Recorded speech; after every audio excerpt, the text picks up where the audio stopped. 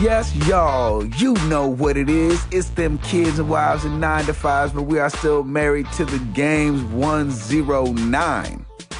Yep.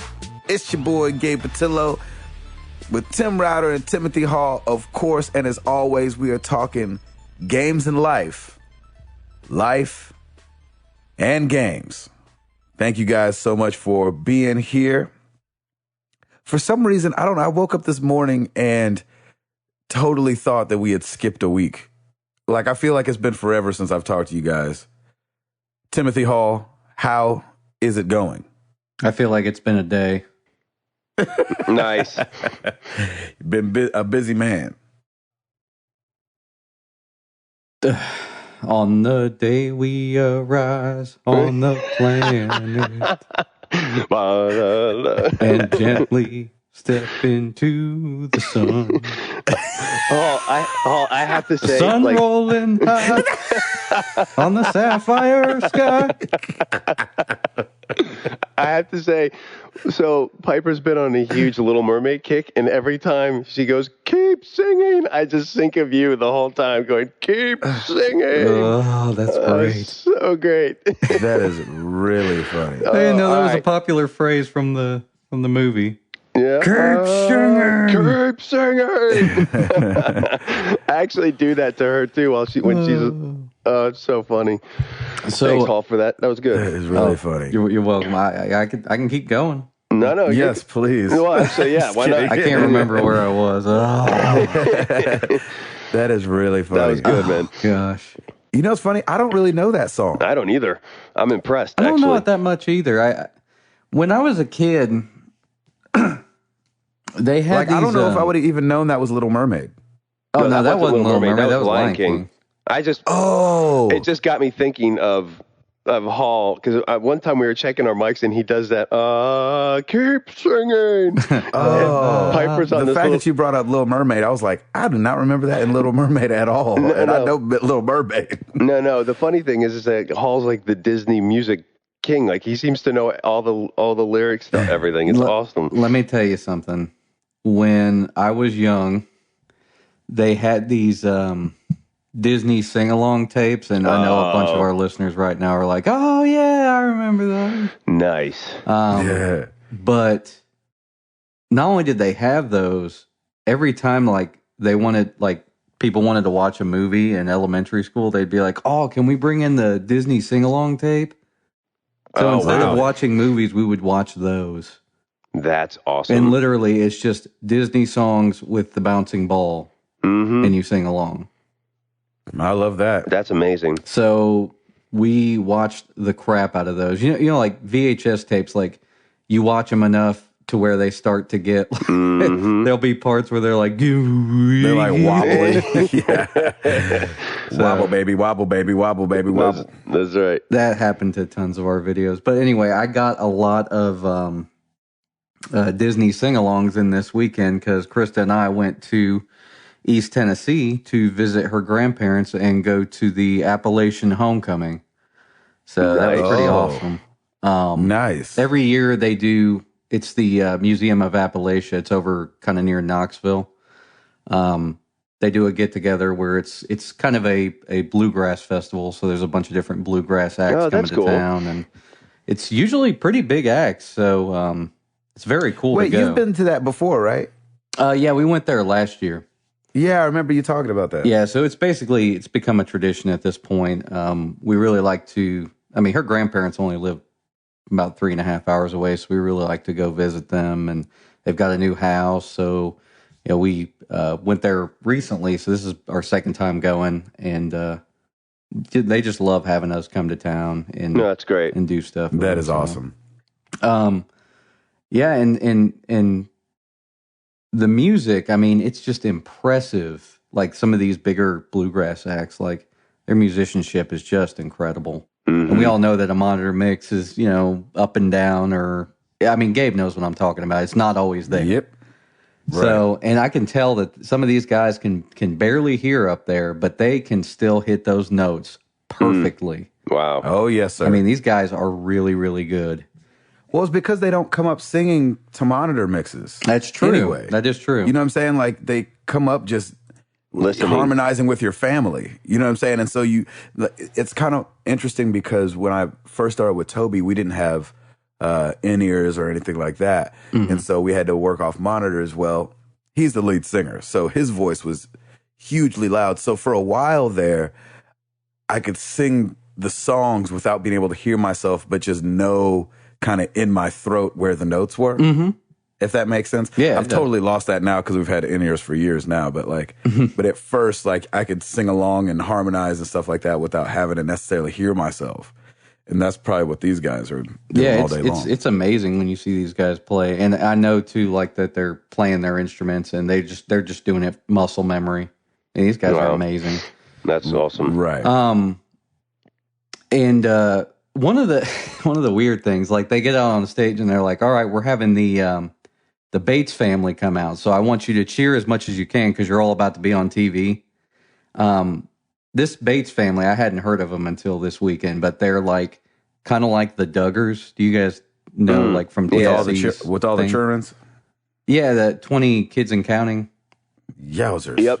And the Bates family is kind of the same thing. I think they have a family of 20 or something, and they just got their own show. I don't know how long ago it was, but they got their own show on TLC. So they're from kind of near Knoxville. So they come out, and I don't know if they played last year. I think they did, but I don't think their show was on TV yet. So they came out there and they played this year, and they go to do a crowd shot, and Krista and I are in the back. She was like, hey, we should raise the roof. So we totally did. Oh, my gosh. You raised the roof at a bluegrass festival. That's amazing. Yeah, I was like, well, the camera guys are going to go back, and they're like, well, we can't use this shot. Yeah. Or can we? I think we can. The two people randomly raising the roof by themselves. It might work out. So that's really funny.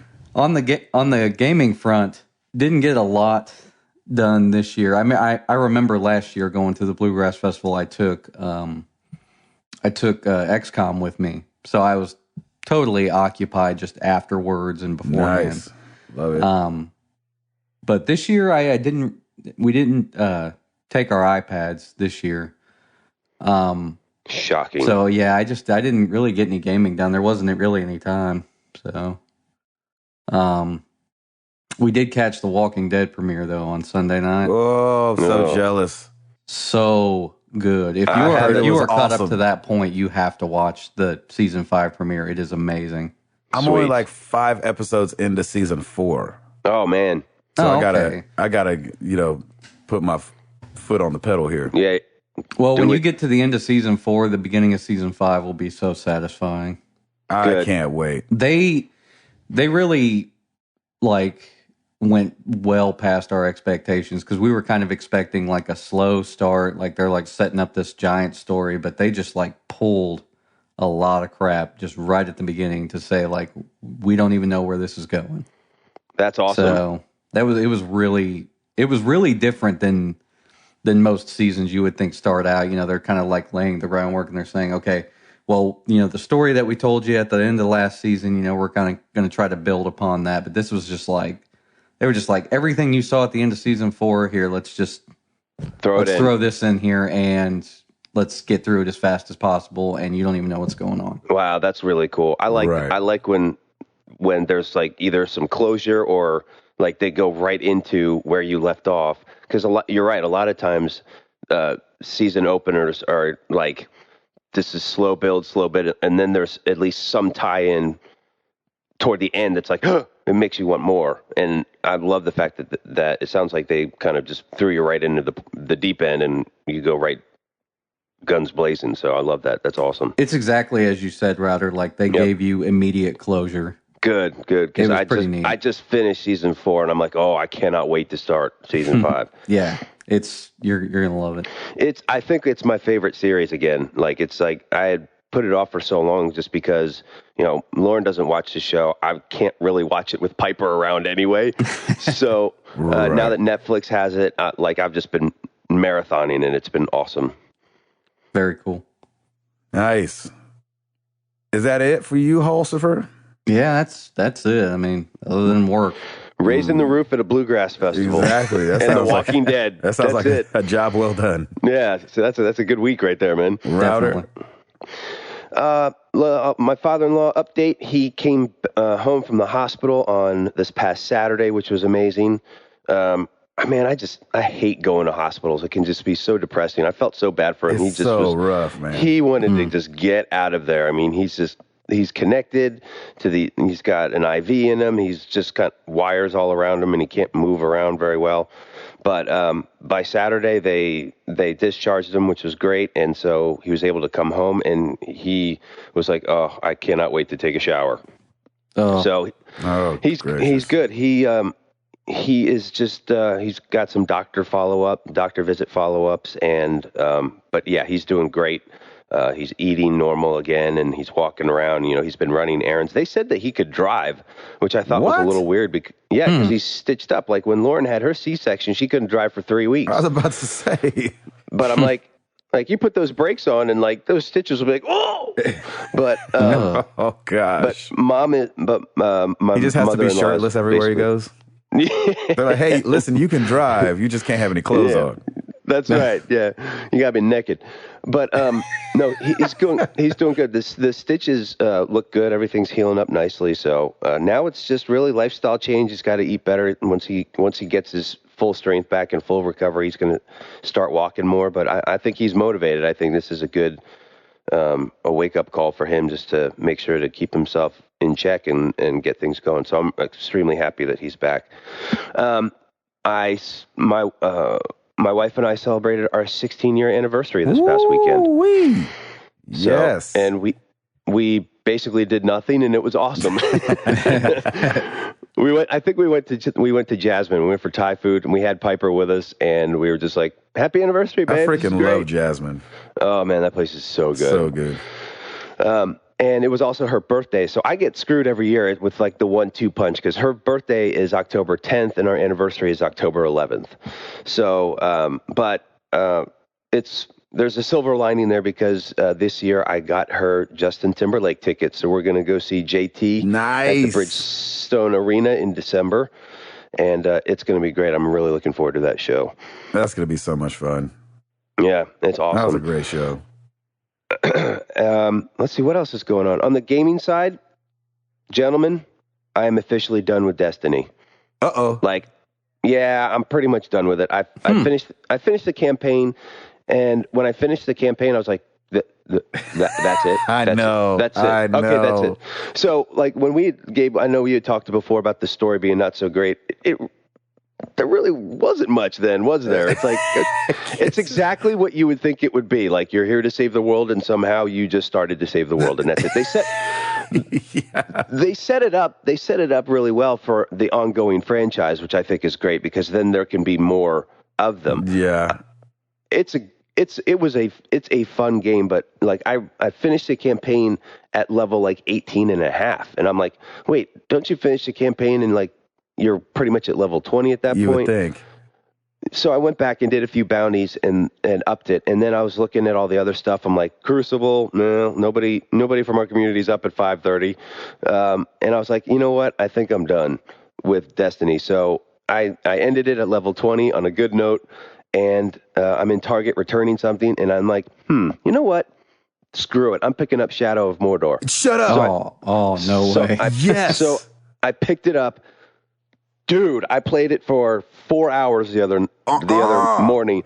Like what was it? It was Monday or Tuesday. I woke up at like 2:30 in the morning, and I'm like, bing, wide awake. I'm like, what is going on? And I had just went to bed at like 11:30, 12 o'clock, and I was exhausted. I'm like, whatever. I get up at 2:30. I'm like, what's going on here? So I'm like, screw this. I'm going upstairs. So I went up and I played till 6, and then went back to bed. All right, so here's the deal. It's awesome. I love the story. It's great. The graphics look good. It's a weird combination for me. It's a combination of Assassin's Creed mixed with like Batman Arkham City, because that's what I've heard. Because Warner Brother Games does it. So the combat is very Arkham City like, but I mean you're killing the goblins and that kind of stuff. You're not just putting them to sleep or anything like Batman does. I mean you're like, and you're brutal with them. Like you're beheading them. You're like stabbing them in the eyes. It's awesome. Oh my gosh. There is just so much to this game. I'm really happy that this was like such a creeper, and this is gonna keep me going probably through November 11th. Do they give you the ability to behead the guys like at the beginning, or is that like a perk that you have to get? No, it's pretty early on. Okay. Like you know, as you keep fighting, you gain your points and your XP, and then you can start building it from there.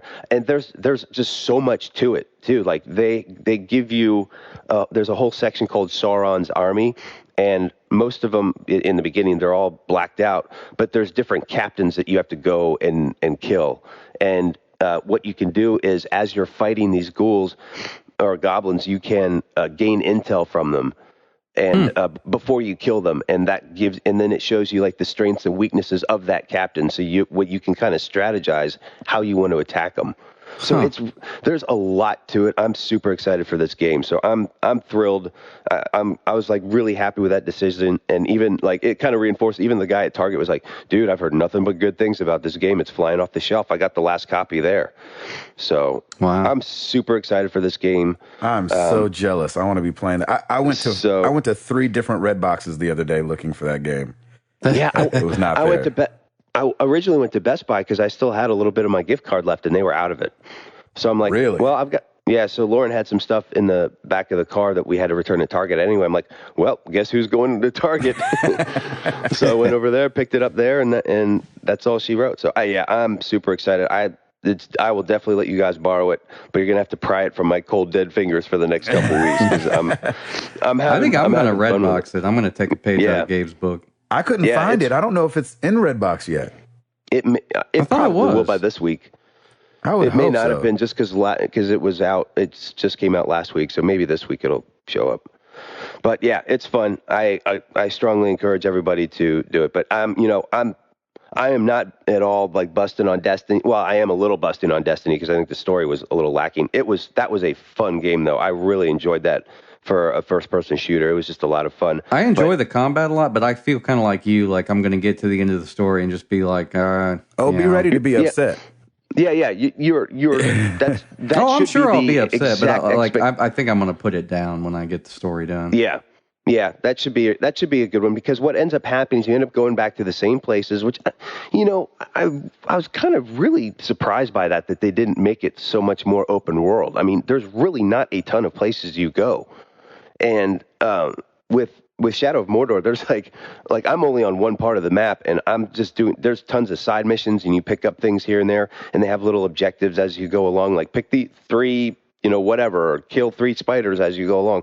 So there's all kinds of little things to do. It's such a difference in Destiny, which is like, hey, go here. Oh, and then go here again, but go left this time and kill this person. Oh, but then go back and then go right. It's just, I'm really surprised that Destiny didn't have a lot more to it, based on all the hype that was there. But it was still a great game. I definitely give it a thumbs up on that one. Well, it seems like Destiny is like a different, for those looking for a different kind of experience, because it seems like Gabe and crew are like can't get enough of that game. Yeah, you guys love it, right? We're getting it done.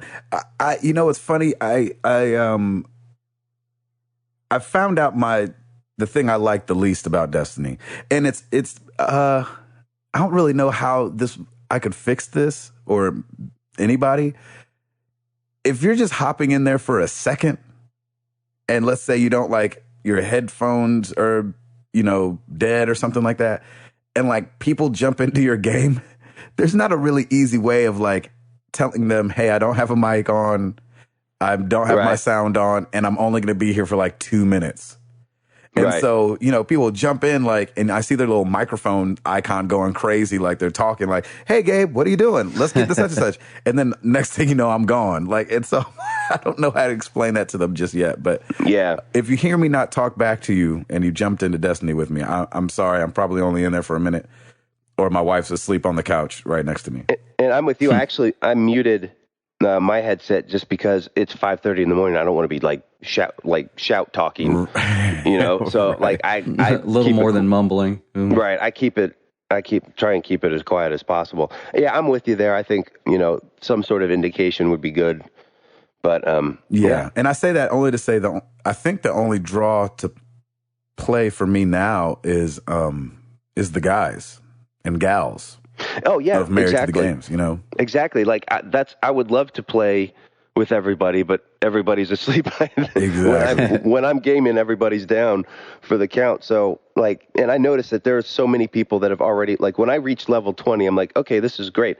I could go into some Crucible stuff and I could do some other co-op stuff, but I'm going to get murdered. You don't love Crucible anyway. You wouldn't like that. No. And I would get murdered anyway because half of these people are already at 25 plus. Like everybody that I'm seeing is not even where I'm at. They're not at 20. But even then, like the people who I played in the Crucible were even more skilled than like Halo players, for instance, which obviously you can draw a parallel from this game to Halo. Yeah. And in Halo, I could hold my own very easily, but in Destiny, I mean, it's such a varied game, like with all the different guns and different play styles. Like, I think it's just, I don't know.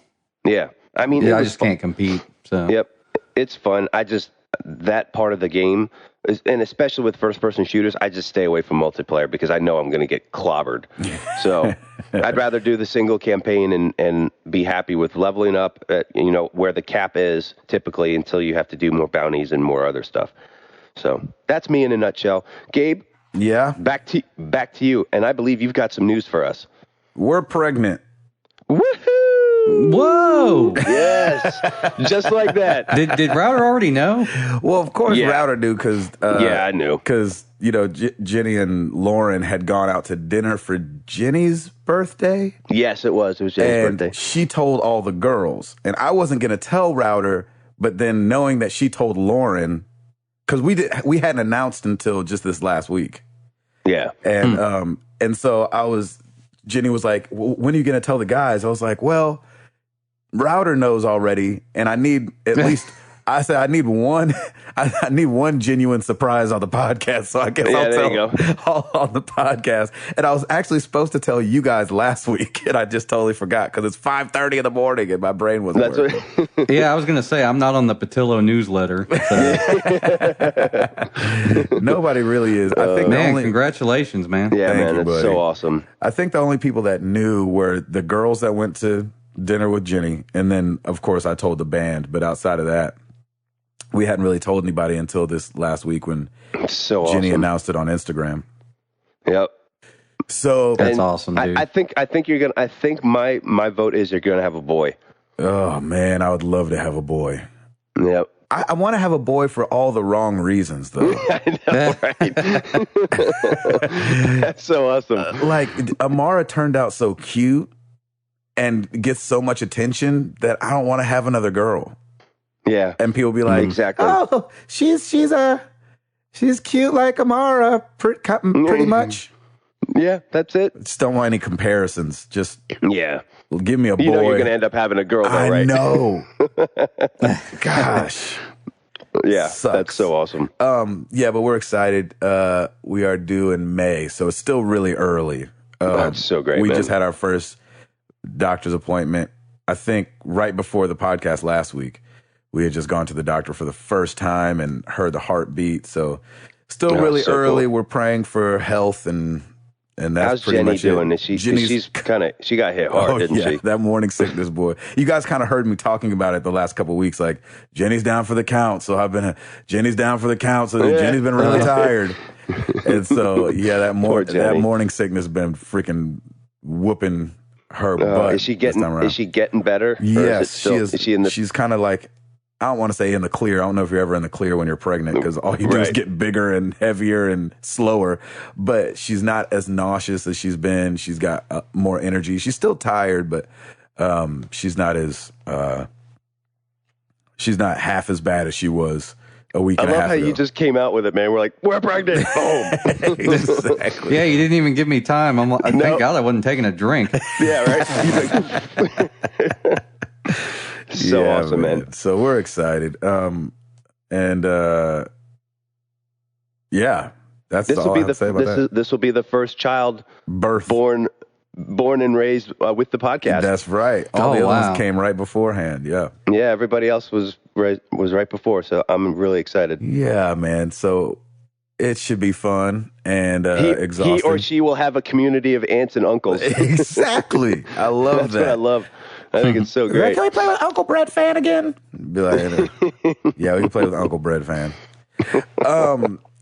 Just been writing a bunch and Hearthstoning a bunch. I don't know why all of a sudden this freaking game. I hate you, Hall. I hate you so bad. I am so happy. Why on earth am I even playing this game? Like, are you in the bathtub now too, playing Hearthstone? He will be. Yeah, exactly. That is what it feels like. Like you don't want to not be playing it. It's weird. That's so funny. But I don't know to what end. Like I don't know exactly what in my head Once I'm you playing. get your deck where you want it, you'll play a little while longer, and then you'll probably just be like, okay, I'm good. Because like, so there is a stopping point at some point. There is. Well, there's not a. It's a self-induced stopping point. Yeah, it's self-induced. Right. So yeah, I've been playing Hearthstone like a beast, and I don't know. I still haven't settled into exactly who my character is. I played as the shaman for a long time, and then as the dailies came out, like win 2 games with this person, win 2 games with this person. Obviously, I've been trying other people, and I think which one's the girl in the blue, not the red? The mage? Yes. Yeah, that's the one I play as all the time. That's a good one. Pretty much the only one I've played as. Yeah. And then I'm trying out the paladin right now just because that was one of the quests yesterday. I played him on have you done the arena yet? Yeah.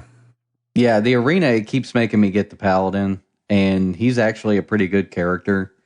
I haven't rolled with him in like the regular game, but in the arena I've done pretty well with him. Yeah. So, keeping it moving there. I haven't played Destiny as much as I'd like to this last week.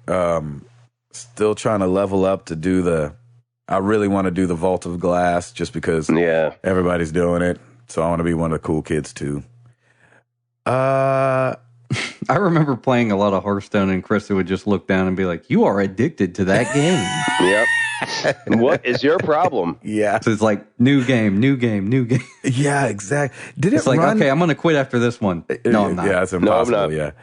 Yeah. How well did it run on your iPad? It ran great. Mine runs really bad.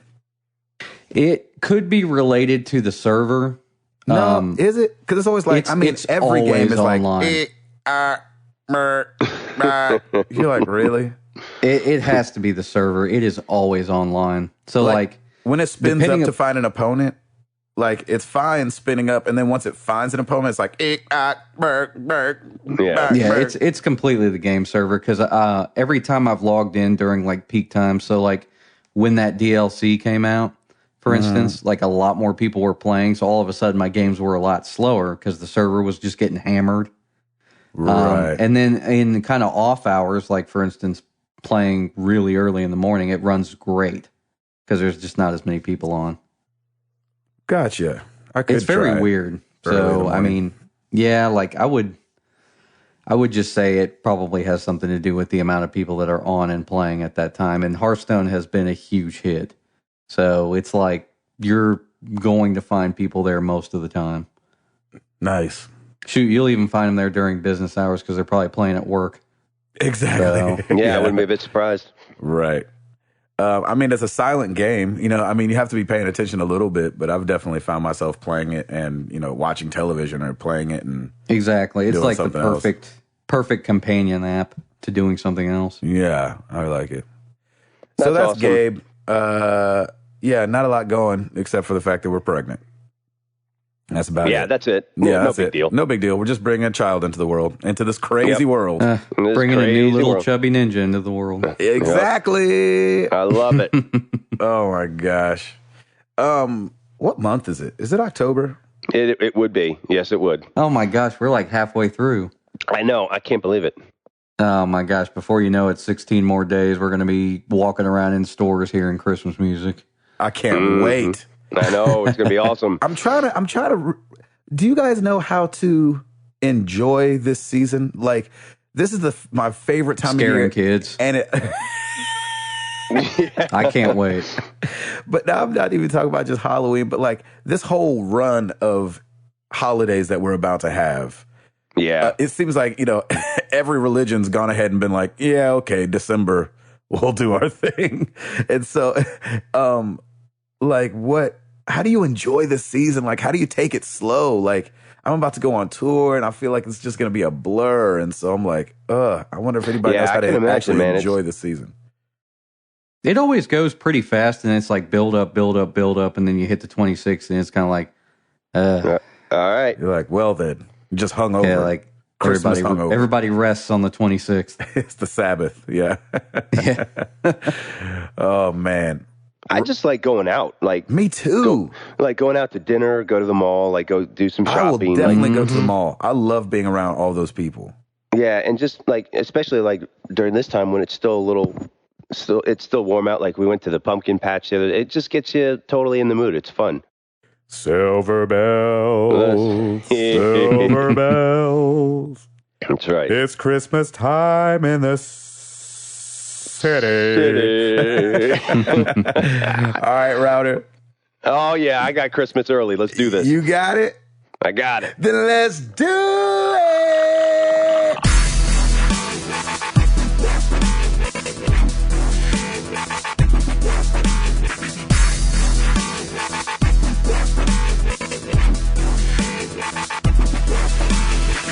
All right, new releases this week. Here we go, boys. It's the start of a pretty crazy fourth quarter. Yep. Starting off this week, The Evil Within is now out for the 360, PS3, PC, PS4, Xbox One. Gabe has been just anticipating this all year. Yes. It's the moment of truth. Yep. And you know what, dude? I'm kind of not excited about it anymore either. Okay, I'm like, good. So you're not even pushing me to play it. It's not a high priority right now. I probably will play it at some point, but right now it's just like, I got too much going on. Yeah. We need to get somebody to sponsor Gabe to play that game. Yeah, oh yeah. It's going to have to be Bill Gates is going to have to sponsor that. That's right. Exactly. Oh, speaking of, you guys ever do like trivia or anything like that at like restaurants? Love trivia. So I never do, ever. And so last night we're out eating at this place, and they have a thing called Questionary, and it's kind of like Family Feud, where it's not trivia, but they ask you a question and you have to choose, like they do surveys and you have to choose the top answers kind of sweet. thing. Yeah. And so the guy comes by, he's like, hey, you guys want to play? And we were like, no, that's all right. We just bought Amara like Go Fish, the card game. And so we were like, we're just going to play Go Fish with our daughter and blah, blah, blah. And the people next to us was like, y'all need to play. It's free. And we were like, right, it's not that you have to pay. We're just playing this card game with our daughter. We just want to, blah, blah. I don't understand why you guys wouldn't play. Like, it's so easy. This is the table next to us. Nice. We're like, okay, well, thank you for your input. Did you make this game? Exactly. Do you own this game? And the guy standing there, the guy's standing there like, so you want to play? And we're like, I was like, I'm going to pass. He was like, all right. So he leaves, and the lady looks back. She's like, it's really fun. And I was like, okay. Okay, we get it. We get it, lady. All right. And so they're about to start up, and the guy comes back around again and was like, all right, well, I'm back again. You guys sure you don't want to play? And I was like, what in the world is going on? And so I was like, it's okay. And this Susie Mick want to sit at my table looks back and was like, you could win a gift card. You never know. You might as well just play. And I was like, okay, give me the stuff. At that point, you just got to be like, all right, give me the dang thing. That's exactly how it felt. Yeah. I was like, give me the thing. We ended up winning. Nice. We won $15 to go back there. And our meal was only $17. So that's amazing. That's perfect. I had to take my foot out of my mouth and thank the people at the table. I was like, hey, thanks for the push to play. Yep, they got second place. So it was funny because it came down to the last question. They were beating us. And they were like, what? How did that happen? We came through in a freaking Cobra clutch at the end, baby. It was awesome. That's awesome. Well, that's awesome. So you get almost a free pizza next time you go. It will be a free pizza because really, it's the drinks that took it to 17. You know what I'm saying? That's got sweet tea or an Arnold Palmer, and Jenny got an Arnold Palmer, and Amara got a drink. So, that's at least $5 more. Yeah, there you go. So that's awesome. Yeah. So anyhow, back to I was just thinking I'd throw that in there. I don't know why. Real family matters. Awesome. Come on. Exactly. Right. Exactly. Where are you going to eat? It's a rare condition. Family Matters. Sorry. All right, so Evil Within is out. The Walking Dead, folks, for the Xbox One and PS4, the complete first season is now out. Oh, that took forever. Next gen, Walking Dead. Let's do this. Hopefully it'll play better. Yeah, right. Speaking of, the Wolf Among Us comes to next gen on November 4th. Oh, that'll be great. Retail. Thank you. Nice. Mm-hmm. I wish they had cross-buy on some of those things. Like if they opened up for cross-buy. Yeah, I do too, because I didn't get all the way through the Wolf Among Us, and I'm like, yeah, I'd rather play it on PS4, but I already own it. I had a lot of problems with the Wolf Among Us on the PS3. There's a lot of lag. You feel like there was so much lag, like clutch. Well, there was so much lag when they would throw you into something that you needed to do really fast. Yeah. Like I died at least once because it happened that way. Like you couldn't do it fast enough. Yep, exactly. So that's out. Man, we got Borderlands, the pre-sequel now out on Xbox 360, PS3, and PC. Gabe will never play it. That's right. I don't even know if I will, actually. I won't because it's not on PS4 yet. I know. I think that might be part of it too. Like, I haven't touched the PS3 now since The Wolf Among Us, so I'm like, if it's not available on PS4, well, I'll just wait a little bit. Plus, there's so many games coming out. It's insane. Two more. We got Raven's Cry coming out for PC, Xbox 360, PS3, and PS4. Pac-Man and the Ghostly Adventures 2 released for the PS3, Xbox 360, Wii U, and 3DS. That's one of those games where you're like, there was a first one? There was a one? Yeah.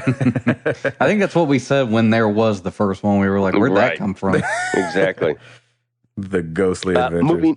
Moving on to top-selling games. This is for the week of October 4th, last week. Brick and mortar stores, U.S. only. Here we go. Number 10, FIFA 15 for the Xbox 360. Number 9, Minecraft for the PS4 made its debut. Oh. So you'll be hearing a lot of Minecraft. At least it's down I'm towards sure. the bottom. Yeah, for now. Yeah. Number 8, Destiny for the 360. Oh, wow. 7, Forza Horizon 2 for the 360, which was random. Number 6, Destiny for the Xbox One. Huh. Number 5, Destiny for the PS4. Number 4, Forza Horizon 2 for the Xbox One. Number 3, Middle Earth Shadow of Mordor for the Xbox One. Oh. Number 2, Middle Earth Shadow of Mordor for the PS4. Huh. Number 1, The Sims? kicking it out of the box and having a heck of a week, Super Smash Brothers for the 3DS. 458,000 units in its debut. I forgot that was release week. Heck yeah. That is a beast. I love that. And Shadow of Mordor did 272,000 units in its first week. So, I mean, that would have been number 1 if Super Smash Brothers wasn't there. Yeah, but of course. I mean, it doubled. Like Super Smash Bros. Doubled. I mean, that just goes to show you the 3DS install base is huge. Yeah, and I was just about to say that's only one thing compared to Shadow of Mordor being over 2 consoles. Exactly. So, way to go, Nintendo, kicking it with Super Smash Brothers. I love that. I wonder if the attach rate for digital on 3DS is a lot lower than it would be like on Vita, say. Oh, I would think so.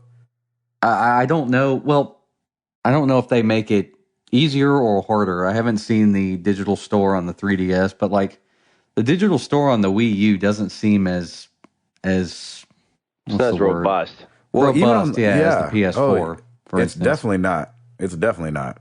Yeah, I wonder. And you only have, they just don't have as many games either. Mm-hmm. So when you look at their libraries side to side, that makes sense.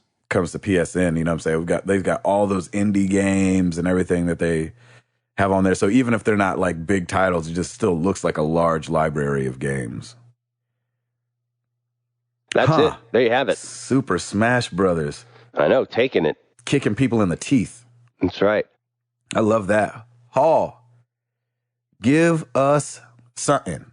So let's kind of jump into some stuff that came out from Phil Spencer of Xbox. Oh, what he got to say? He was talking about the parity clause on Xbox with indie games, and I'm going to explain this a little bit. with indie games on Xbox One, apparently there were indie games in development where they got some probably less savvy indie developers to sign on, basically requiring them to release their Xbox One version at the same time as the other versions of the game. So say they were releasing a game on PS4, they had to release it on Xbox One at the same time. Interesting. Yeah, when I hear this kind of stuff, it makes me wonder, like, why any developer would sign up for something like that. I don't know if there was some kind of perk involved, like, hey, we're going to feature your game on the front page if you do this. It just sounds like a bad deal all the way around. Like, why would you want to sign into something that makes you basically have to do more work to get the game out at all, when you could release one version at one time, one version at another, and probably still do fine. And have it exclusive for the Xbox One. Exactly. I think that this clause was written when the 360 was just hammering the PS3. Oh, interesting. And so when games were in development, they were like, well, we are the biggest platform, so if you want to work with us, you have to sign this. I think they feel like it makes them look weak if it comes out later. Yeah, I could see that for sure. I mean, it would make any platform look weak for it to come out later, but to actually have something that they have to sign, a contract that they have to sign saying basically, you got to bring this out at the same time, or else, I suppose. And I imagine that contract's probably gone now, seeing how kind of things have flipped. So what was he saying about it? He was just bringing it to people's attention? He was talking about it on, I think, just like an interview. Like, he was kind of just mentioning the clause, and people like hit him on Twitter real hard about it. And so he's kind of come out and said, here's a direct quote: "I see the feedback on my stance on the clause. I want to rethink how we approach this. Responses are heard." Huh. So he's saying, like, we hear what you're saying. I mean, this is kind of a crappy thing for small, because it's for indie developers.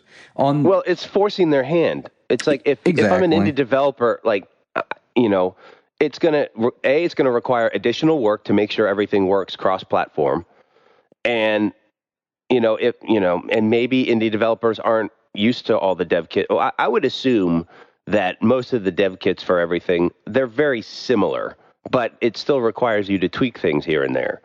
So, to kind of force their hand and be like, look, if you're putting out a product that's not necessarily just for the Xbox One, you still have to, have it ready to go for the Xbox One before you send it out to anybody else. Well, and that requires more work too. Like, say you're developing on a lead platform that's not Xbox One, you could release that game at that time and then release it on Xbox One when it's finished. You wouldn't have to release it on parity and not make any money while you're trying to get the Xbox One done, if that makes sense. Oh, it was just on PlayStation?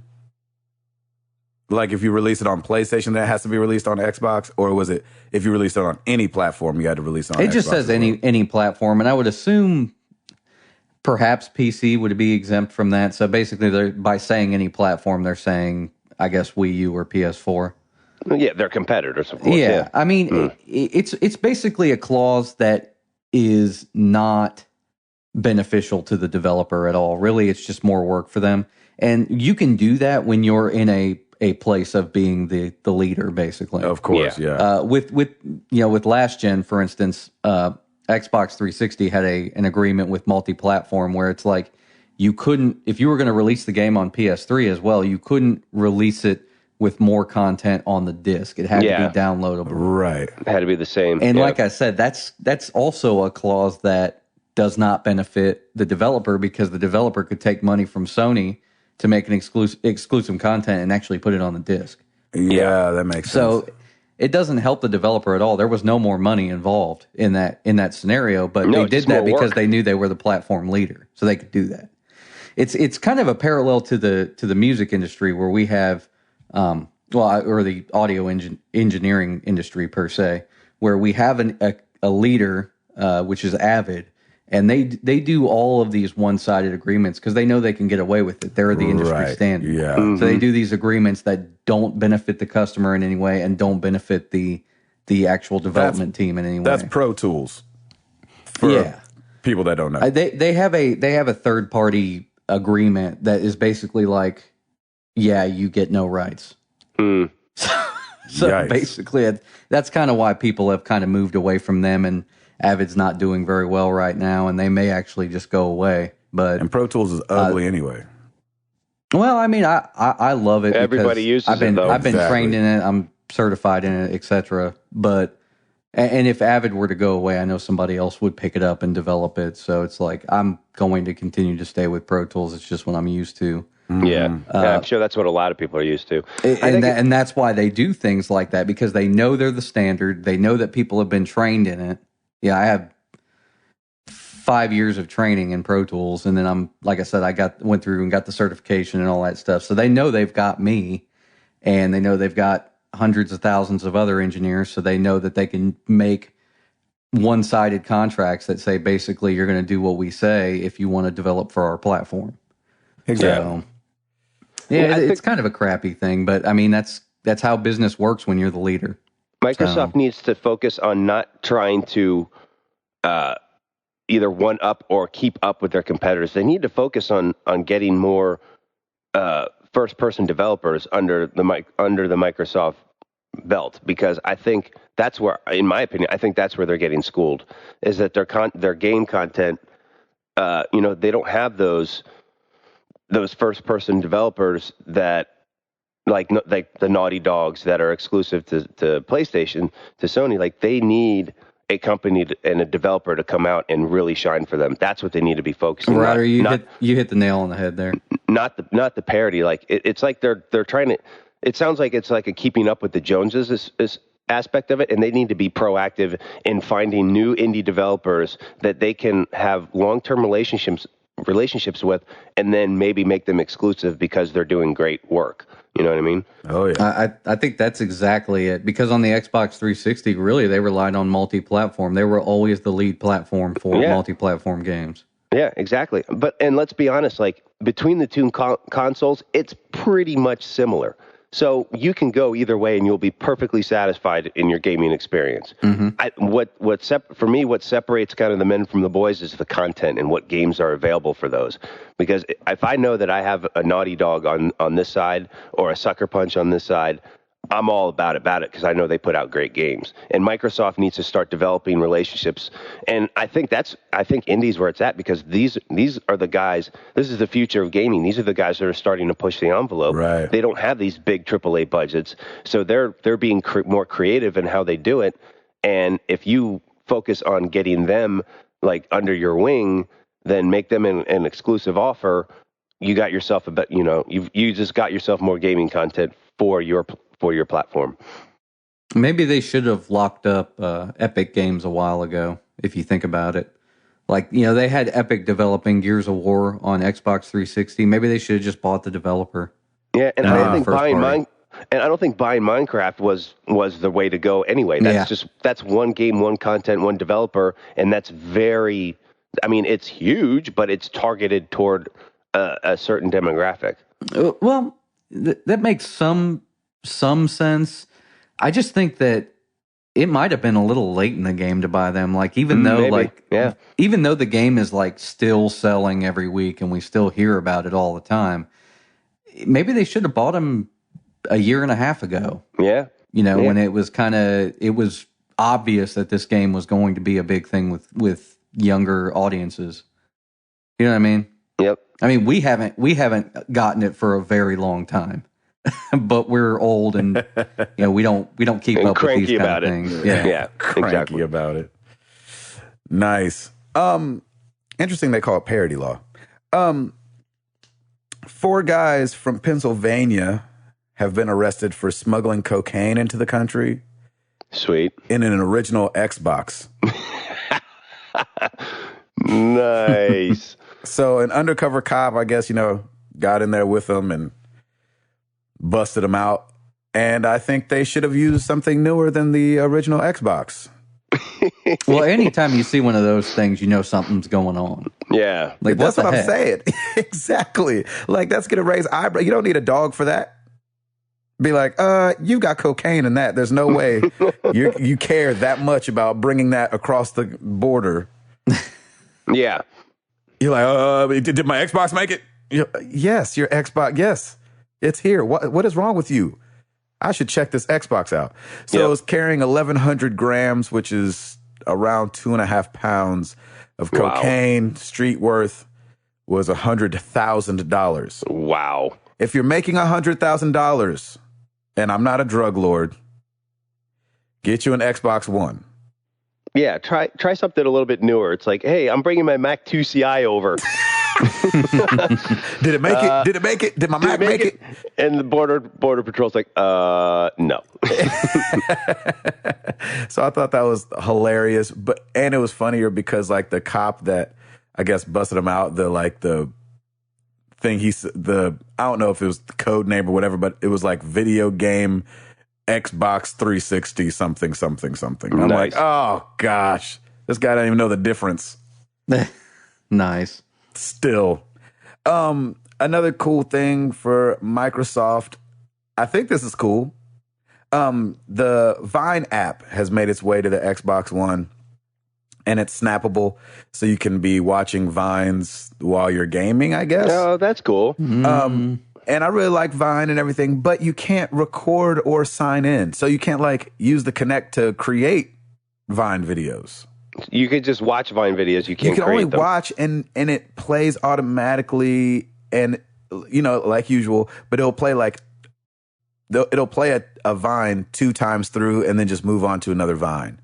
So why would you not allow users to create content with it? Because you'll get a bunch of Vine videos that are just like people sitting on their couch, like, oh crap, I messed up. But that's hilarious. I would watch that. I would watch those. But that's pretty much what you would get. That's what Vine is now, is people like...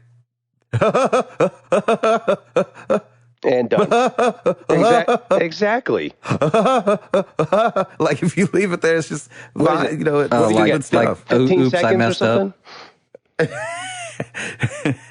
You're saying like, no, Xbox off. Yeah. Like that kind of stuff. Exactly. Xbox, stop recording. Either that or you hear like the PSN audio in the background, like, oh crap, I'm on the wrong console. Shrine. Yeah, it's one of those things that I just didn't get why they wouldn't allow you to do it, but that's I thought so maybe counterproductive, because you want to create content. What would be better to say created on the Xbox One? I know. No, I mean, I could see it if they were like recording gameplay footage or something, like, oh, watch this headshot. Pew. Right. Yeah, exactly. Exactly. If you could say Vine that. You know what I'm saying? Xbox Vine that. That's a good point. And then you could be like, a bunch of freaking dope kills. I mean, you only have 6 seconds, but who wants to, there you have it. Xbox Vine that. Exactly. Xbox Vine that. Come on, man. That'd be awesome. That is awesome. I like that. Saying, Phil, hope you're listening. Mm-hmm. And then I thought too, but what's cool about this is that if they implement more and more stuff kind of like this, taking our mobile life to the Xbox One, then I think it will look up, 7-8 months from now and be like, holy crap, Xbox One is like, it's that all-inclusive, like handling everything you want it to handle thing. And I think that's really good to have a platform you could just add stuff like that all the time. I think it's great. Maybe I'm old school, but I kind of like those apps separate. I like my gaming console to be my gaming console, and I think that's it. I think a lot of people are like that, because now like everybody does everything on their phones anyway. Right. Like everybody. I know, but imagine if you could take your phone life onto your console life. Now you're kind of dealing with something a little different. It would be great if, I'm stuck on a mission or something like that. I can't figure it out. I just switch over to YouTube or whatever, and and then I can do a search and look for it. That's a decent use case. That would be a good use case, because I would appreciate that, and I've done that. When I'm stuck on something, I'll just pop up, look on my phone real quick. So I think that's that could the thing. You look on your phone. It's right. Pretty quick and easy to do that, because it's like a separate device. Yeah, so you it's just right there. Pause, boom, done. And I think it's a mental thing, because you're thinking, well, I don't want to get out of this game on Xbox and then go over here and. Like typing too. Like you have to type on the console. Like that's anytime you have to type on the console, it's kind of a pain. Yeah, it is a pain. Hall, give us something else, bud. Conan O'Brien is coming to Lego Batman 3. Oh, sweet. Is he? That's awesome. Yeah, he's kind of basically they've said he's going to act as like a guide to players, so he's actually in the game, like he's made as a Lego character. That's really great idea. That's a great. So he's going to show you around the game. Apparently, it's going to be kind of like, well, I don't know what this is, but if I would think it's this. You know, he's going to sound kind of clueless. That's the clueless great. Gamer. I think he's going to turn out to be a hardcore gamer. Yeah, he's not going to be so clueless here in the next year or so. Yeah. I think he's going to really. You're going to be clueless for so long.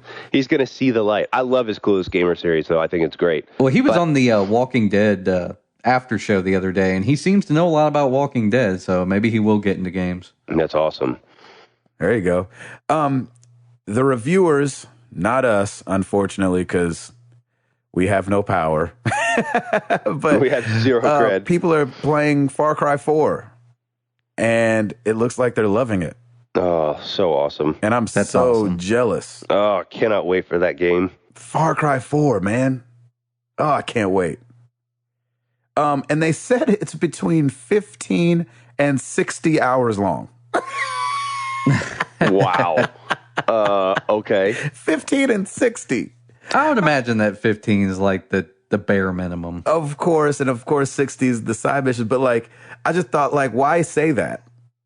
Like, why say you can spend, it could be real quick or real long. You could spend that for any game. That's my true. point. Like, that's what I'm saying. Like, Mario Brothers could be long if I wanted it to be long. You know? Exactly. Mario Brothers could be 60 hours. Exactly. I'm like, never use the run. I'm like, yeah, I'm just walking along until I need to jump onto a pipe. Yep. No, Mario makes you rush through it, man. You can't get through that. The timer will run out.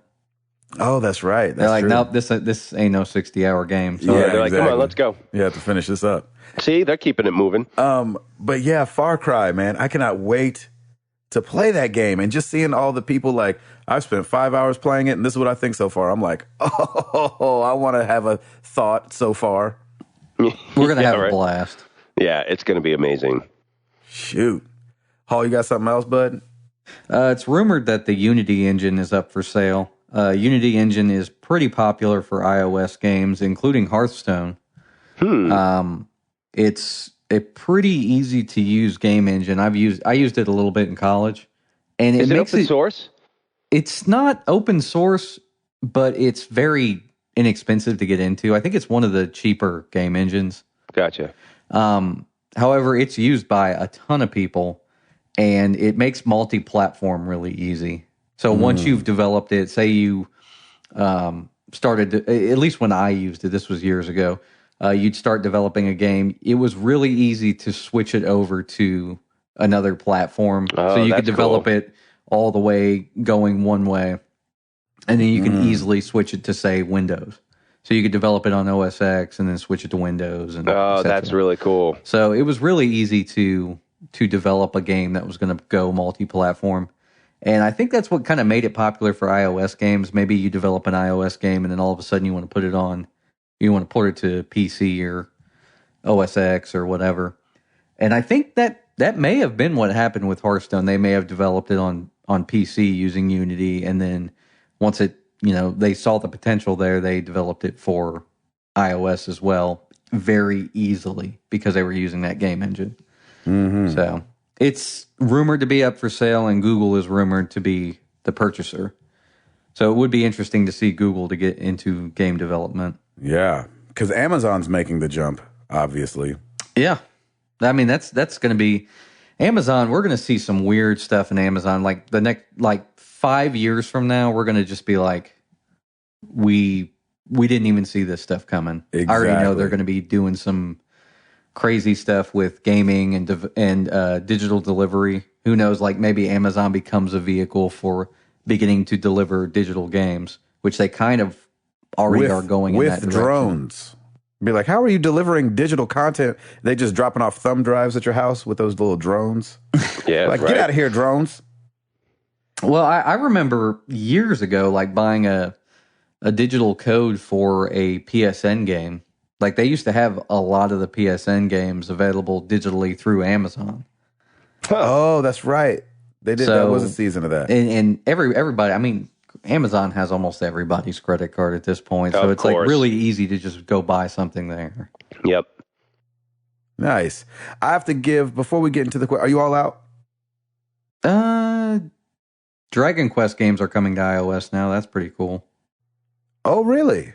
Yeah, so if you haven't gotten to check out those classic RPGs, they're there. That's awesome. And this is a trend I think we're going to see continue through most of the Dragon Quest series. I think they are in the process of porting over some of the Nintendo DS ones that they did, the remakes. And yeah, like I said, I think this is a trend that's going to continue, and it may continue into the later Final Fantasy games as well, I think. Let's get it. That's awesome. I have to give a shout out to Pulse Tense Games. They're creating a game right now called Solarix. I think that's how you say it, at least. I've never heard them say it. Solarix. It's still in development. They did a Kickstarter. They didn't quite get there. But they're pushing forward anyway. So I got to give a big shout out to them because they're letting me be a soldier. Yay! Oh, cool. Awesome. So that's dope. And I think I can say that. Tell me that one of your lines was, "It sure is cold out here." You know, I didn't do that. I should do that and send it to. But I was so nervous about the whole thing, so I wasn't trying to push my luck. Like, let me throw this in there because that'll be funny. I was like, let me just do what they want me to do. Yeah, that was my voice for all the soldiers. Oh man, I hate being out here. This is the worst. No. So anyway, shout outs to them. I'm going to write a little blog post for them and talk about my time doing the soldier. So sweet. It was fun. And I think that's all I can say about that. Every week we ask you guys a question. And that's what we did last week too. We asked you guys, has a game ever ruined your day? A video game. Starting at the forums like we always do. Ben Ebig is what I'm going for. He said, I spent all day, 8 hours, playing Ninja Gaiden Sigma 2, trying to beat one boss on the hardest difficulty. Man. I never got it. And at the end of the day, I laid on the couch, depressed by the fact that I spent my entire day accomplishing nothing. Yep. Regardless of what anyone says, I'm still ashamed. Sad. Ben Blaster X says, there is one occasion I'll always remember when a game ruined my day. Test Drive Unlimited was one of the first games I ever bought for my Xbox 360, and shelling out 40 pounds on a game, 40 pounds, as a 14-year-old kid is a pretty big deal. Mm-hmm. Anyway, the game featured a race from one side of the island to the other. It took me nearly 2 hours of nonstop racing to complete. I held first place for 99% of the race, but sweaty palms and slippy thumbsticks caused me to spin out during the home stretch. I screamed, I cried, and never picked up the game again. Nice. What a waste of all my pocket money. Drew, that's a great story, by the way. That's a great story. I like that. Drew on the forum said, once, March 10th, 2011. It was a cold day. It was a cold, cold day. Dragon Age 2. Uh-oh. He actually does start like this. It was a rather chilly morning in my hometown of Middleville. A plucky young Drew trotted down to the local GameStop to pick up my pre-order. Swiped my card, got the game, and sped through traffic to get home. I put the game in, watched the intro, and then started playing. Why is this a hack and slash? I wondered. Why am I stuck in this one town? Puzzled.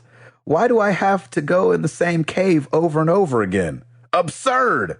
Anyway, somehow, BioWare managed to ruin the sequel to one of my favorite games of all time. Oh, man. So he doesn't have much love for Dragon Age 2.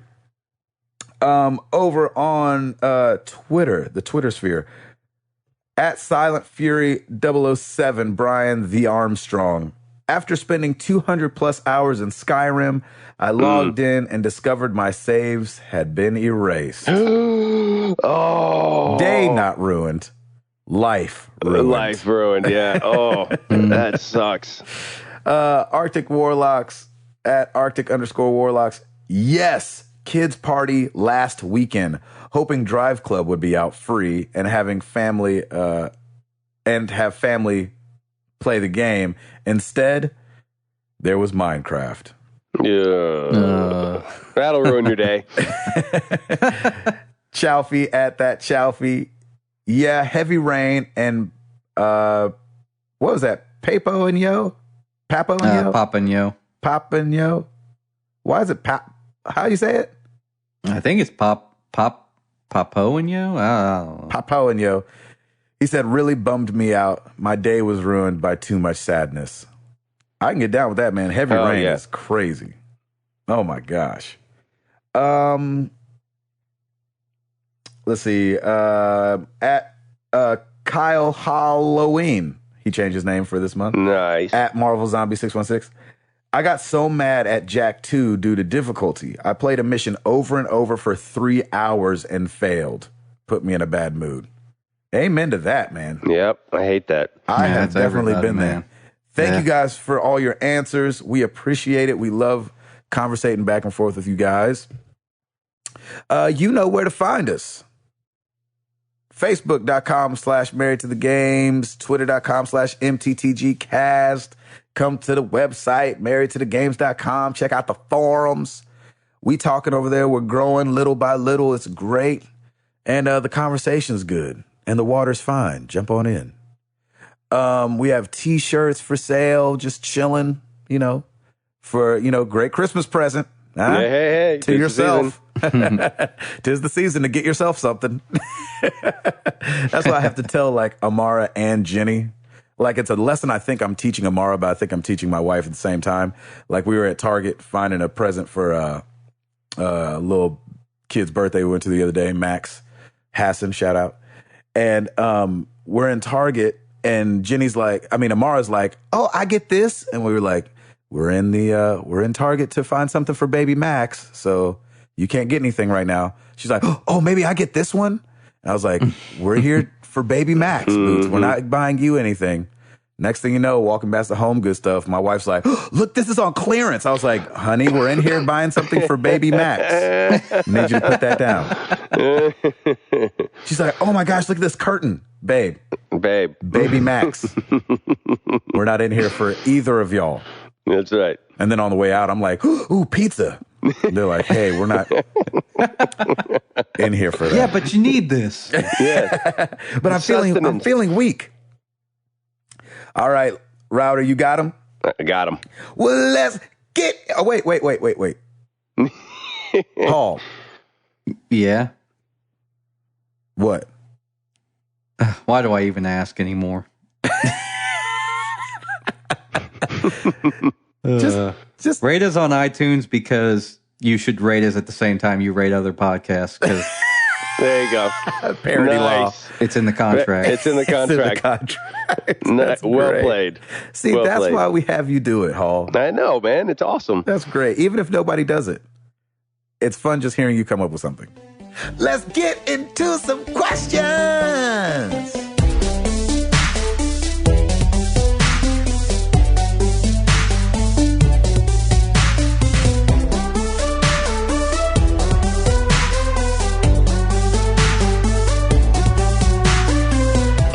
Starting at Facebook, Paolo, our boy from Brazil, he has a question for each of us. So here we go. To the Chubby Ninja, why do round pizzas come in square boxes? Ooh, nice. Because it takes too much folding to make a round box. There you have it. Boom. To Tiger Claw, what is the right protocol to follow under an allergy attack? I tried dropping and rolling on the ground. It didn't work. Okay. I'll give it to you. Proper way. When you sense it coming on, immediately go and pop a Benadryl allergy pill, and then just try and lie down and fall asleep if you can. Ride it out. And yeah, you have to kind of ride it out. There's no way to just boom, you're instantly healed. It sucks. I hate it. I go through about an hour of just pain and suffering until you really start to feel better. But I usually just try.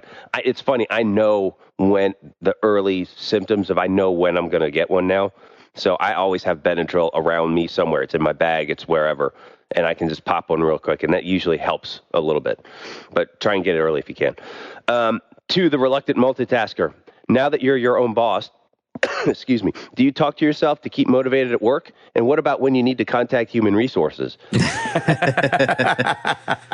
Well, Chris and I are working together, so usually she'll just come in and bring her laptop, and we'll just be working in the same office at the same time. That's Beautiful. awesome. So usually we'll be talking or like watching TV at the same time as working or something, or like have the TV on in the background. Yep. But motivating myself, like I have to really, when you work for yourself, you've really got to like pick yourself up by your shirt and kind of pull yourself into the office, pull yourself into different duties. So basically something that I've learned is it's easy to keep a body in motion once you're in motion. Yeah. So basically getting up and getting active, getting the juices flowing, sitting down, you just begin to work. You'll just keep working. And the other motivation is I have to eat this week. Yeah. So, see, sometimes when I get into like work mode, like I don't even get hungry because I'm just way focused.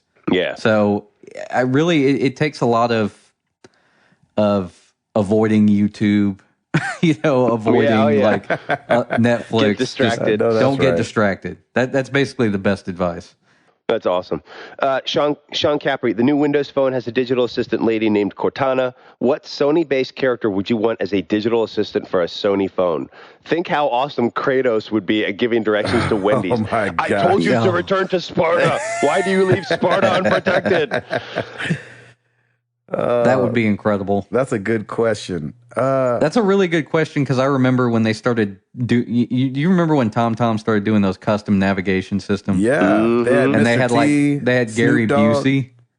Oh, Gary Busey. Oh, I mean, he'd be a amazing. great voice for a Sony thing, He would be. even though he's not like Sony. But he's hilarious. That's all. Exactly. That's all. What person would I want on my GPS? What Sony-based character would you want as a digital assistant? It's hard because like when I switched to the Samsung S5, the lady on here is like really nice sounding. She's like, turn left at the next street. I'm like, hey. I sure will. I might turn right just to hear you tell me turn left. That's awesome. And so it's just really funny because it's just like this really awkward. Like when I was at E3 with Stancil, we both like looked at the phone like, what the heck? Like, when did you get this voice? Where did she come from? Awesome. I don't know who I'd want to. Maybe Ellie, just because I'm so used to her talking in the background. Like, I just want her to say a bunch like, whoa, that was intense. Yeah. Like, just over and over You get again. into a traffic jam. Whoa, that was intense. Whoa, that was intense. You get into a like where you're just heading on the highway for a long time. She's like, this is boring. Yeah. Exactly. Maybe Joel, because he'll lie to you and give you the wrong directions. That would be funny. I'll tell you what, this turn's going to be a hard one. Yeah. Nice. I think Claptrap would have been awesome too. Oh my gosh. Right. And I've said Claptrap twice in once last week too, but I just love his voice, and his mannerisms would be hilarious. That would be funny. That's pretty good. All right, moving on to Twitter at iDreamin16bits. What kids show theme song gets stuck in your head the most? Mine is Doc McStuffins. Yeah, I gotta agree with you on that one. I still don't even know what that is. Yeah, you will. Don't worry. You'll get there. You'll get there. What's yours, Router? Yeah, I think I'm with him. It's Doc McStuffins. I end up singing that randomly. It's weird. I think mine's probably Sophia the First. Yeah, that would be my second one. I'm finding out what being royal's all about. Sophia the First. Yep, exactly. Definitely. She's got really good songs. Like, Disney's a cut above the rest, man. I'm telling you. Yeah, man, like, they have good songs. As a writer, when you listen to those songs, you're like, gosh, these are well written. Mm-hmm. Sucks. I didn't go right for Disney. Krista and I often get Jurassic Park stuck in our heads. I don't know if that counts. How does that song go? Yep. Oh, that was a good one. Goodness. Yeah, that is a good one. Yeah, that was John Williams, wasn't it? I don't remember. I get DuckTales stuck in my head a lot too. I remembered how good that song was when they did that thing, the intro with the real ducks. Did you guys ever see that? Oh, yes, I watched that, of course. Yeah, I was like, man, this theme song was really good. Do you remember, like, this one pops in every once in a while, too. We're Animaniacs. Oh, my gosh. Zany to the max. To the max. Oh, yeah. Yeah. We are in our slacks. We're Animaniacs. Oh. Totally insane. Goodness. Oh, yeah. Yeah. That one gets stuck every once in a while. What's the cartoon's name? The Animaniacs. Animaniacs. Great. Yeah, we're old. Anyway. Yeah. Those are the facts. At that Chalfie, now that Minecraft is on Vita, am I going to have to buy it for my son? Yes. Yep, sorry. Yep. There's no getting around that, my brother. Show ain't. Enjoy. Yeah, exactly. Have fun with that gouging your eyes out. Yep. At Euro Chuck Norris, what's up, guys? What are your favorite horror games of all time? As always, you rock. Have we had this one before? I can't remember. I don't think so. Horror games? I don't think so.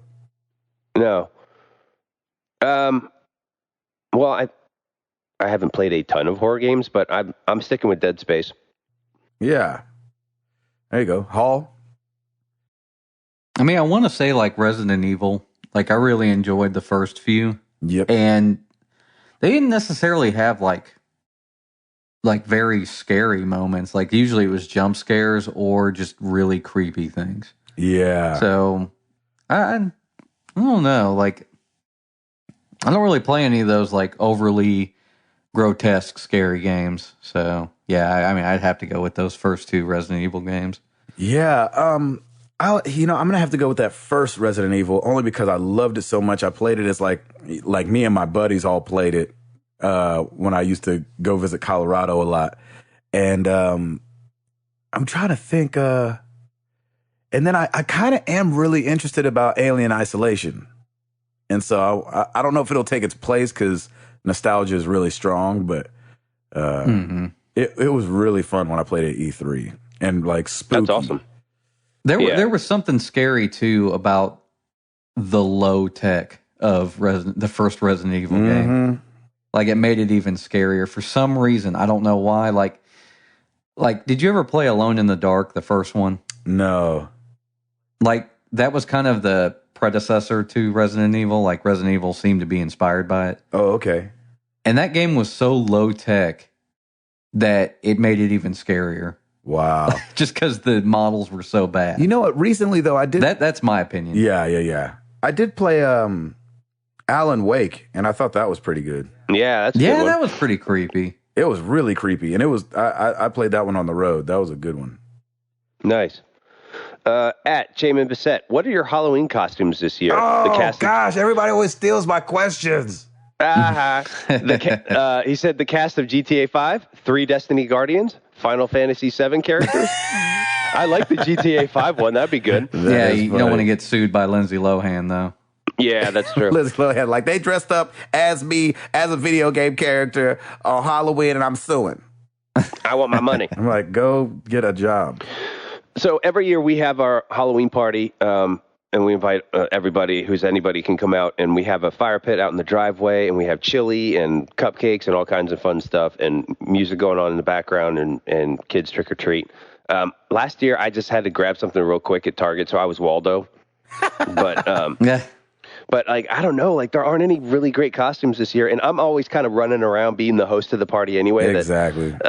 That it's kind of hard to stay in any type of costume. Plus, I'll have Piper to deal with as well because she's a heck of a lot more mobile.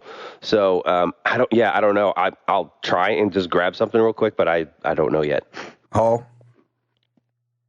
When we first moved in, we kind of asked all the neighbors about Halloween. Before this, we lived in apartments, so we never really got trick-or-treaters. But apparently in our neighborhood, it's like a really big... Jack. Yeah, you're going to get them. It's a really big thing in our neighborhood, so we were really excited because we were like, this is our opportunity to scare lots of kids. Sweet. So when you guys, you guys will dress up or no? You'll just have some. Yeah, we usually do. I think we're gonna do zombies this year probably. Oh, nice. Or I'm gonna be the normal person. I think the way Krista was kind of coming up with some ideas yesterday. Like she said, basically she's going to be the zombie that comes around the house every time there's kids coming up. Oh, that's awesome. I'm just going to be like the normal guy sitting up front, like, hey, nothing. And she's going to attack you. On. Please tell me she attacks you and you have a blood capsule that'll bust on your neck. Thank you so much. That would be amazing. Thank you for that idea. That's great. Yep, do it. I'm just saying, like, what if she came, you got or not if she hadn't even came around the house, but let's say. Ding dong, trick or treat. You're like, hey kids, if she pops out from behind you and just bites you on the neck and you're like, ah! Oh my God, that's it, dude. That's perfect. And you're falling as you're holding this candy. You're spilling candy all over the place. Scare the crap out of the kids. I love it. That's a great idea. Especially do that if teenagers with a pillowcase come around. Because if you're a teenager walking around in plain clothes with a pillowcase just wanting candy, no way. You deserve to be scared. I mean, you deserve to pee on yourself. Exactly. You're so scared. I agree. I can't stand teenagers that just walk around with a pillowcase. Oh, gosh. You don't even try. Yeah. It's like, no, I'm not giving you that. Have some dignity. So that's when you give them the crap candy. Like, okay, here's an apple. Yeah, here's a nickel. Yep.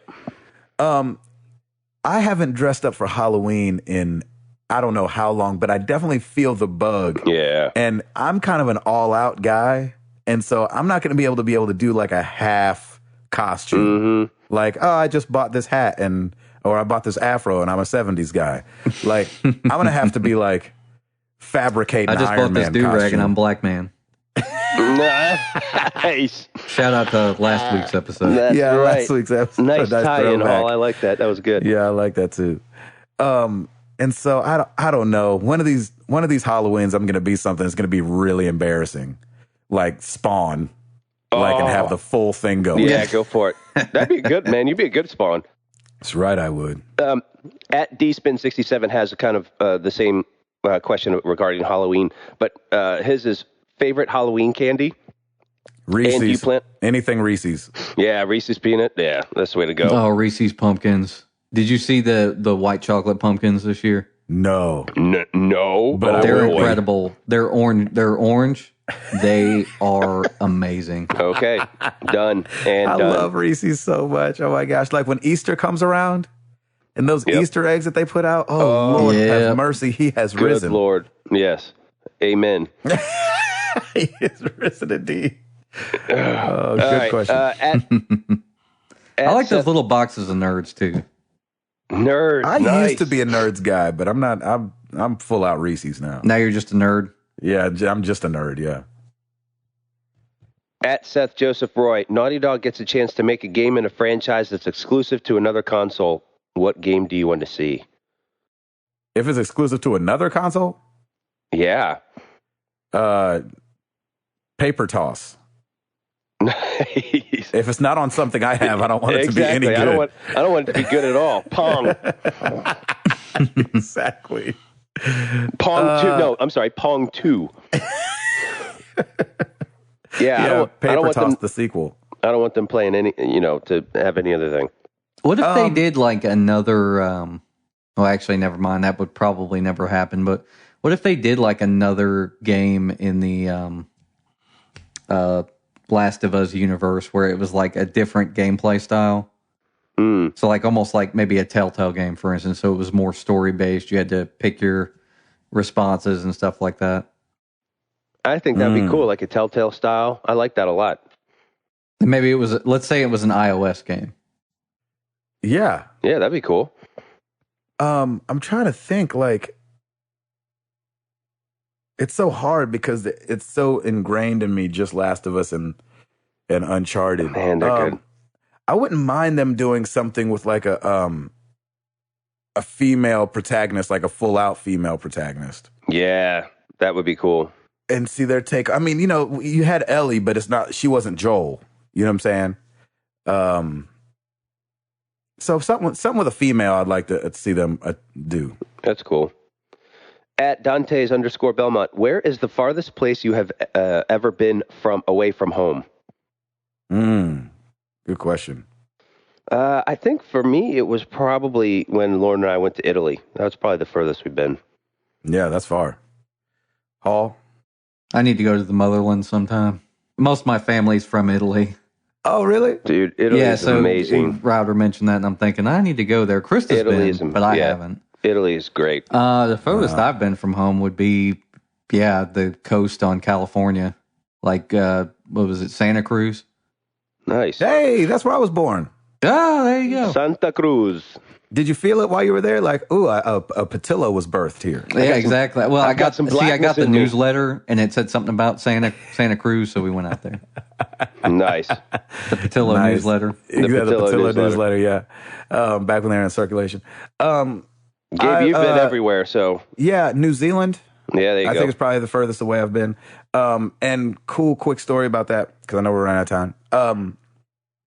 We went to where they filmed Lord of the Rings. Oh, that's so cool. Where they filmed The Shire.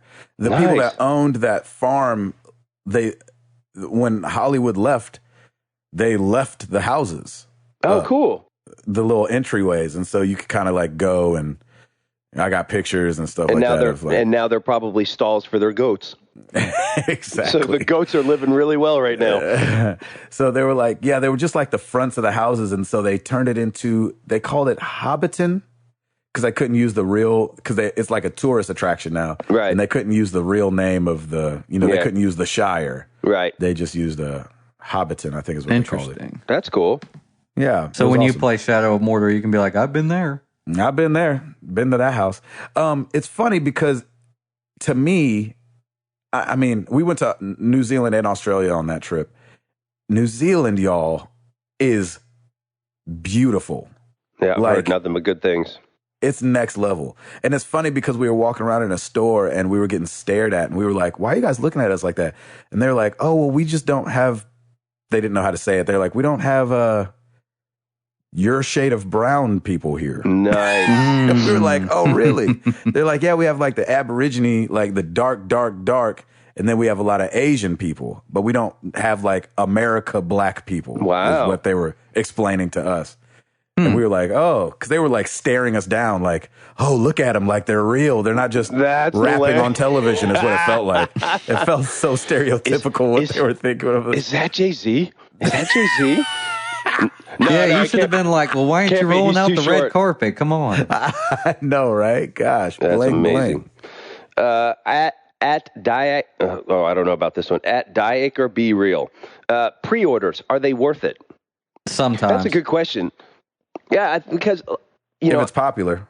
I pre-ordered Destiny, and with GameStop, you got the Red Sparrow, and it did absolute crap for me. I could care less. It's like, I don't necessarily get it just for any of the exclusive stuff.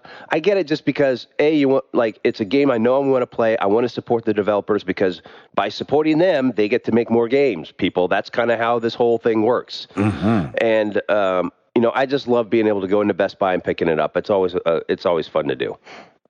I'm from the school of, I'm a little old school before they were making games in such numerous number. Like, so I feel like there used to be days where you go to get something and they wouldn't have it. And so I think pre-ordering is worth it just for the fact of knowing that hopefully you will it'll get it. Be there. Yeah, like I'll have it day one instead of having to wait for forever. Yeah, all those people that pre-ordered the Wii back in 2006 were very happy. You know what I'm saying? No like, kidding. I mean, that thing was sold out for like a year. A year. It was. Unless you request to have them ship it to you, like Hall and I did for The Last of Us, and we didn't get it for a week. Yeah, that I had was beaten terrible. it by the time you guys got it. I felt never doing that again. Nope. It's always great when they do a promo, like Best Buy did, like with The Last of Us, and I got a $20 gift card with it. That was awesome. That was great. I would never not pre-order in that case. So. Yeah, exactly. Me neither. All right, final question. At Sith Nightmare, have you ever been sucked into watching something you usually aren't interested in? I'm not into baseball, but go KC. That's awesome, Nathan. Yeah. By the way, I think they're going to take it. They are just on a roll right now. So I think the Royals are finally going to get their World Series in, I don't know how many years. A lot. I have no idea. I can't stand baseball for some strange reason. Nice. Yes, my thumb stops working when I'm flipping channels on fishing and Bob Ross. Bob Ross is the man. So when Bob Ross is on, if they ever play him anymore, and he's like, so we just get to paint this little thing. Happy little cloud. Happy little cloud. We're going to put a little rabbit behind there. I love it. I'm like, yep. I'm watching this. I'm going to go. Preach it, Bob. Yeah, that and fishing. Nice. That's hilarious. Let's see. Something sucked into watching something you usually aren't interested in. Hall, how about you? I'm trying to think back to like the first time we tried to watch Walking Dead. Like I think we watched like the first couple episodes and we didn't get into it the first time. And then we went back and watched it again and then we got into it. Oh, so, interesting. Yeah, we watched it again like a year later. Like I guess we heard like season 3 was coming out and we were like, oh, cool. We should catch up. We should get into this show for real. So, nice. Yeah. Router, you think of one? Yeah. I'm not usually into like any of those NCIS or, CSI shows, but my in-laws love the crap out of those. And so like we've been watching some, I'm like, hey, it's not bad. They're actually pretty good. Really? Yeah, surprisingly. I mean, there's a ton of them. There's like NCIS, whatever, LA, New York, Chicago, Waverly, Ohio, Bora Bora, whatever. But yeah, they're actually not that bad. That happens to me with Law and Order. Bong bong. Yeah, there you go. Like flipping through, I'm like, I really don't have the time to watch this show, but then I watch it anyway. Yeah, Quantum Leap was like that for me. It kind of hooks you. There Back when Quantum Leap was on, I was like, oh crap, why am I watching this again? I gotta see where it ends up next. That's it, folks. Thank you guys for the questions. We appreciate it. And we have so much fun with them. It's one of my favorite parts of the show. Me too. I love discussing. Every week we leave you guys with a question. I'm going to switch it and save the Halloween one for next week when it's closer to Halloween. But my question is, how long? So we've talked about game length a little bit today. How long should it get? What's the perfect game length for you that's listening? My perfect game length, I want to say, is that 15 to 20 hours. No, I was just going to say the same thing. Hall? That seems like about the same for me, because after about that time, I find myself like usually getting a little tired of the mechanic. Skyrim was kind of an anomaly for me. Yeah, you played the heck out of that game. Yeah, me too. Yeah, I did. So there's so much to do. That's why. Yeah, and if it has a story that is infinitely progressive, like I think back to Final Fantasy VII, for instance, like I didn't get tired of that mechanic. It could have just been nostalgia kicking in, and like I was just happy to be playing that game when I did. Well, I think though, they introduced like the chocobo thing so late. Yeah. And then you're trying to get like the gold chocobo and go get Knights of the Round, and so like it was like a new stone you overturn, Well, if they keep putting new hooks in the game, then maybe I could go 40. I mean, 40 typically is where I end up at with those type of games. Yeah, yeah. So 15 to 20, depending upon what kind of game it is, but 40 ultimately if it's the game with the carrot on the stick that keeps showing you new stuff. There you go. Yeah, 15 to 20 to me. 100 was way too long for Persona. Goodness gracious. I wish that Hearthstone had a timer. Yeah. Because you're going to see where you get, and you're like, you would see where you'd get, and you'd be like so disappointed with yourself. Exactly. You're like, oh, I need to go take a shower. I feel gross. All right. Thank you guys so much. Use hashtag AnswerMTTG for that. I'll try to remember to tweet it out. I did okay this week. And thank you guys for being here. Thank you for listening. We appreciate it. I am Gabe Patillo. That is Tim Router. That is Timothy Hall. Ouch, I hit my desk while I was pointing. And we are married to the games, and we are up out this thing. Peace!